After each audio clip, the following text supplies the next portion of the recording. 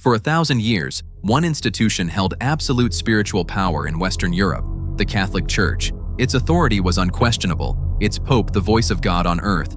To challenge it was to challenge God himself. But the new ideas of the Renaissance had taught men to question everything. And in Germany, one monk, armed with a hammer, a piece of paper, and a conscience on fire, was about to start a revolution that would tear the world apart. The story begins with a practice known as selling indulgences, donations to the church that were promised to reduce a soul's time in purgatory. To a devout monk and theologian named Martin Luther, this looked like selling salvation. Furious, in 1517, Luther wrote his 95 Theses, a list of arguments against indulgences, and famously nailed it to the door of a church in Wittenberg, Germany. He argued that salvation was a gift from God, granted through faith alone, not something that could be bought. He believed the Bible, not the Pope, was the ultimate authority.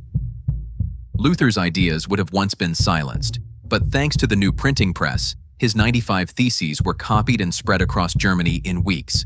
His challenge to the Pope's authority went viral. In 1521, Luther was excommunicated and summoned by the Holy Roman Emperor to the Diet of Worms, where he was ordered to recant. He refused, famously declaring, "Here I stand, I can do no other."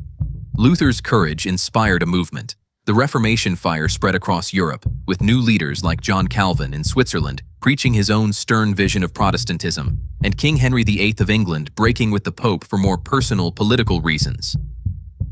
The dream of a unified Christendom was dead. Europe was now bitterly divided between a Catholic South and a Protestant North. This schism would unleash more than a century of horrific religious warfare. Nations and empires tore themselves apart over the question of the true faith.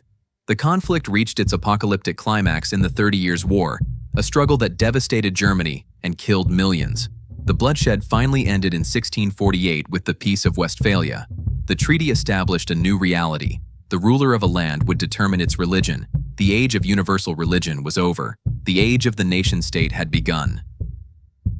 The Protestant Reformation was a spiritual revolution that reshaped the map of Europe and the mind of the individual. It led to devastating wars, but it also championed ideas of individual conscience and skepticism towards authority. With Europe now a patchwork of rival Protestant and Catholic kingdoms, each with their own ambitions and anxieties, a new race for gold, God, and glory was about to begin on the high seas. The stage was set for a new age of global competition and discovery. Click the video on your screen to watch the full story of the Age of Discovery in 3 minutes. And be sure to subscribe to Epic Past, so you don't miss a single story that shaped our world.